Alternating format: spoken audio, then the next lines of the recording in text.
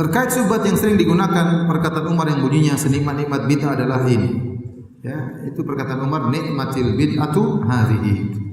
Itu waktu Umar salat tarawih. Jadi di zaman Abu Bakar tadi saya katakan tidak ada salat tarawih karena Abu Bakar sibuk. Nabi salat tarawih.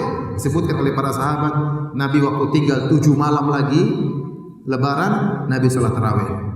Tatkala tinggal 6 hari lebaran, Nabi tidak salat tarawih. Tatkala tinggal 5 hari lebaran, Nabi salat tarawih. Ya. Kemudian tatkala tinggal 4, Nabi tidak. Tinggal 3 hari, Nabi salat tarawih. Jadi Nabi pernah salat tarawih bersama sahabat berapa kali? 3 kali. Waktu hari keempat, para sahabat sudah kumpul ingin Nabi salat tarawih, ternyata Nabi tidak keluar. Nabi sampaikan, saya tahu kalian sudah berkumpul ingin salat tarawih, tapi saya tidak mau salat tarawih. Kenapa? Saya khawatirkan diwajibkan oleh Allah. Karena Nabi kebiasaannya kalau sudah mengkontinyukan suatu amalan, Allah bisa wajibkan. Dan Nabi tidak ingin merepotkan apa? Umatnya. Setelah Nabi meninggal, tidak mungkin salat tarawih menjadi wajib. Paham? Karena syariat tidak akan berubah, sudah selesai. Maka setelah itu para sahabat melanggengkan salat tarawih. Tapi kapan pelanggangan salat tarawih secara rame-rame? Terjadi di zaman Umar. Waktu di zaman Umar, Umar melihat orang-orang sholat di Masjid Nabawi berkelompok-kelompok. Ada yang 3 orang, ada yang berapa orang. Tapi banyak satu waktu banyak jamaah. Dulu kan nggak ada mic, jadi nggak saling mengganggu. Maka Umar punya ide agar mengumpulkan mereka seluruhnya di bawah keimaman Ubay bin Ka'ab. Ya. Satunya lagi sahabat saya lupa, Abu Musa al-Asy'ari atau yang lain saya lupa. Setelah itu mereka kumpul semua, baru mereka sholat tarawih berjamaah. Tatkala mereka sudah kumpul semua, maka Nabi berkata, kata Umar, nikmatil bid'atu hadhihi. Bid'ah yang terbaik inilah. Kata para ulama maksudnya secara bahasa. Karena amal sholat tarawih itu bukan amalan baru. Itu amal sudah dicontohkan oleh siapa? Nabi sallallahu alaihi wasallam. Tapi dianggap baru oleh Umar dari pelaksanaannya. Kenapa? Karena sempat terhenti. Di zaman Abu Bakar tidak terjadi karena Abu Bakar sibuk dengan urusan stabilitas keamanan. Tapi amalan sholat tarawih bukan bid'ah. Nabi pernah mencontohkan. Bahkan Nabi contohkan 3 hari.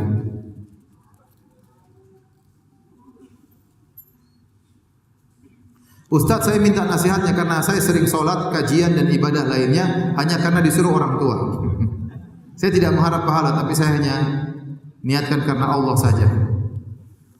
Ya, sayang ya. Jadi niatnya ditambah, niat untuk menyenangkan hati orang tua dan niat karena Allah Subhanahu wa taala. Toh tetap saja datang pengajian, toh tetap saja sholat, mau enggak mau tetap apa? Sholat. Dia tinggal ditambah niatnya. Ya, bahwasanya hidup ini ya saya perlu punya bekal di akhirat. Alhamdulillah saya pun sholat, saya pun di pengajian meskipun dipaksa orang tua.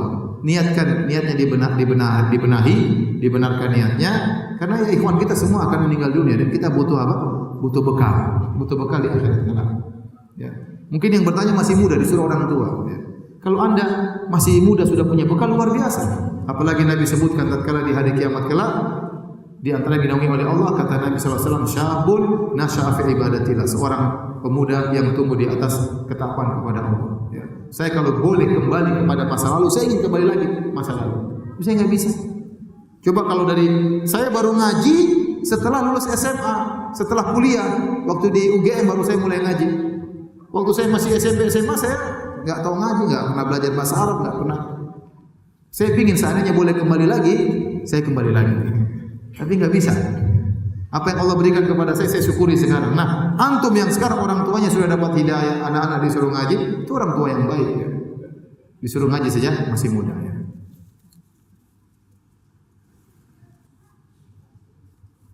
Seperti yang Ustaz jelaskan dalam ceramah, begitu lembutnya hati Nabi, sampai orang paling musuhinya pun tetap dia baik dan memaafkan. Bagaimana cara menasihati saudara kita saat dia disakiti saudaranya? Dinasihati untuk memaafkan, seperti akhlak Nabi dia menjawab, ya itu kan Nabi, saya bukan Nabi. Padahal dia juga rajin taklim. Ya sudah, hidayah di tangan Allah. Tapi antum sampaikan aja. Kadang orang ego di depan dia, itu kan Nabi, tapi pulang dia mikir juga. Nah apa? Sampaikan aja. Itu kan Nabi, itu Nabi kan kasih contoh sama kita. Pahala maafkan kayak gini, pahala mengalahkan ego. Itu berat memang, berat. Kita punya masalah sama kerabat, apalagi yang masalah tersebut kita yang benar dia yang salah, apalagi kita yang tua dia yang lebih kecil. Terus dia tidak mau minta maaf sama kita. Kita kadang egonya naik. Tapi sudah ngapain kita ego-egoan di dunia ini, hidup cuma sebentar. Kebahagiaan kita terganggu dengan adanya pertikaian di antara keluarga. Sabar, ya, maafkan aja, mau diapain? Sudah ditakdirkan oleh Allah 50.000 tahun sebelum Allah ciptakan langit dan bumi. Maaf menyimpang dari tema. Bagaimana cara mengingatkan istri untuk membaca Al-Quran? Mungkin istri saya malu karena bacaannya kurang bagus. Dia diajarilah istrinya. Bagus kok, bagus. Sampai bilang kurang bagus, bagus. Tapi diperbaiki sedikit-sedikit. Bagus, masya Allah, merdu. Ya, perlu dipuji sedikit. Apa dasar dalil musik itu haram? Musik haram itu ijma ulama. Semua 4 mazhab semuanya mengharamkan musik. Terutama mazhab Syafi'i, sangat kencang Imam Syafi'i dalam kitabnya Al-Um mengatakan musik itu haram. Bahkan Imam Syafi'i mengatakan kalau ada orang mencuri alat musik maka tidak boleh dipotong tangannya. Karena dia mencuri alat musik itu sama seperti mencuri babi, sama seperti mencuri bir. Disamakan hukumnya dengan bir dan babi, perkara yang haram.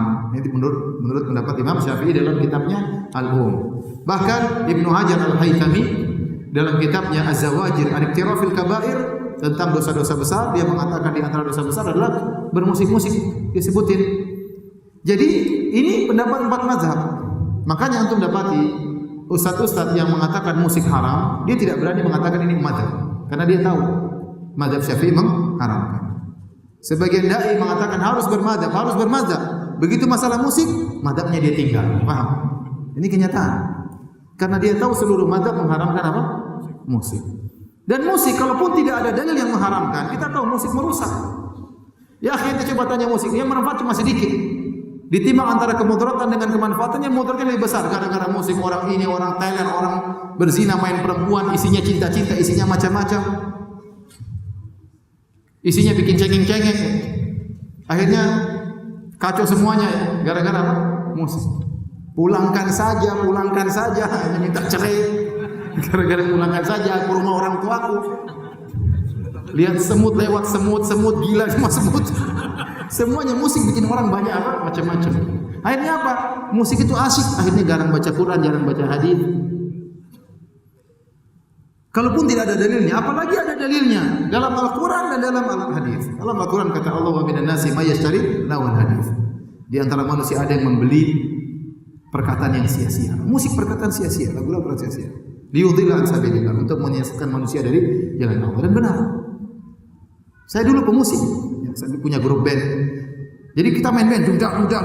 Begitu azan saya berhenti sholat. Tapi benar-benar saya rasa hati saya kering. Saya gelisah, kenapa ini? Ya. Dulu kita grup juara kasidah ya. Saya juara kasidah dulu. Ini beneran juara kasidah. Dulu acara halal bihalal saya yang main menghibur masyarakat di kota Sorong. Saya yang main bandnya, grup saya apa namanya jadi band. Artinya, tapi saya tidak merasakan apa kebahagiaan. Saya tidak merasakan kebahagiaan. Banyak orang cari kebahagiaan dengan musik, dia tidak bahagia. Ini sering saya sampaikan. Beda antara kebahagiaan dengan kelezatan. Anda lihat cewek cantik yang bukan tidak halal bagi Anda merasakan kelezatan, tapi di hati Anda sengsara. Orang minum khamar dia ada kelezatan tapi hatinya sengsara. Maksiat pasti hati sengsara. Orang dengar musik juga demikian, dia ada kelezatan, dia kelezatan kepala goyang-goyang ya. Tapi apakah hatinya bahagia? Tidak. Kalau memang musik itu datangkan kebahagiaan, maka pemusik semuanya bahagia. Ternyata tidak. Betapa banyak pemusik yang rusak kehidupannya. Yang cerai dengan istrinya, yang selingkuh, yang morfin, yang ini, yang anu, yang bunuh diri juga banyak. Apakah mereka bahagia? Omong kosong. Justru saya tinggal di kota Madinah, tidak pernah dengar musik, saya bahagia. Anda ingin cari bahagia? Kalau kelezatan iya. Musik lezat, zina lezat, khamar lezat, iya. Nonton film porno lezat. Tapi apakah bahagia? Tidak. Beda antara bahagia dengan kelezatan. Saya berbicara bukan sebagai orang yang tidak punya pengalaman. Saya punya pengalaman. Ya, saya pernah bermusik. Tidak bisa tidur kecuali dengar apa? Lagu. Kalau tidak main gitar, tangan gatal. Seperti itu. Sudah alhamdulillah Allah kasih hidayah. Tahu kenapa saya berhenti dengar musik? Suatu hari saya pergi ke Ustaz Muhammadiyah. Semoga Allah beri kebaikan kepada dia. Saya datang, Ustaz, Besok acara halal bihalal. Terus kenapa? Saya bagian musiknya Ustaz. Tapi saya kalau mau main musik saya takut riak Ustaz, saya mau pamer main gitar. Kata Ustaznya, jadi gimana Ustaz, saya main atau tidak? Ini kan amal soleh, tapi saya takut riak. Kata Ustaznya, musik itu haram. Kaget saya. Baru tahu ada orang bilang musik itu, seumur hidup saya nggak pernah dengar, kecuali baru dia ngomong musik itu haram. Saya kaget luar biasa. Tapi saya belum tinggalkan musik, cuma gelisah. Masa sih haram? Masa Ustaz ini ngawur? Punya saya bergejolak, tapi saya timbang-timbang lagi benar. Selama ini saya sholat, kalau habis musikan hati saya nggak tenteram, nggak bisa khusyuk. Tapi itu awal yang buat saya kaget. Sampai orang bilang, apa bisa orang hidup tanpa musik? Bisa. Di Madinah kita hidup tanpa musik tenteram. Masuk ke mall dengar Al-Quran, indah hidup itu. Jadi musik itu haram. Dalam hadis kata Rasulullah SAW dalam Sahih Al-Bukhari, la yakunanna aqwamun min ummati yastahilluna al-hira wal harir wal khamr wal ma'azif. Akan ada dari umatku yang menghalalkan zina, menghalalkan kain sutra bagi laki-laki, menghalalkan khamar, bir, dan menghalalkan alat musik. Ini serangkaian. Dan sudah ada orang yang menghalalkan. Jangankan zina, LGBT dihalalkan sekarang. Ya. Kain sutra dihalalkan, khamar dihalalkan, alat musik juga dihalalkan. Jadi dalilnya ada. Oh, Ustaz hadisnya dhaif. Siapa yang mendhaifkan? Para ulama, semua Imam Bukhari mensahihkan, seluruh ulama mensahihkan. Ada yang mendhaifkan, 1-2 orang ulama, mereka salah. Ibnu Hazm mendhaifkan, Yusuf Al-Qardawi bukan ahli hadis mendhaifkan. Ya akhi, ulama-ulama besar ahli hadis semua mensahihkan. Oleh karena para hadirin Allah Subhanahu wa taala, jadi musik kalau belum mampu meninggalkan pelan-pelan. Ya, dirubah dari metal jadi jazz jadi kasidah. Kasidah jadi nasyid jadi Al-Qur'an, selesai. Pelan-pelan. Kalau memang belum bisa, kalau bisa alhamdulillah langsung tinggal. Di antara bahagia yang saya dengar kemarin habis ngisi di Istiqlal, ada yang tanya, Ustaz, saya punya saudara punya gitar, berapa gitar nilainya 1 miliar. Dia sudah tobat dari musik. 1 miliar bayangkan. Apa yang harus dia lakukan? Dijual apa dibakar? Saya bilang Allah alam. Demikian para hadirin kajian kita pada kesempatan kali ini.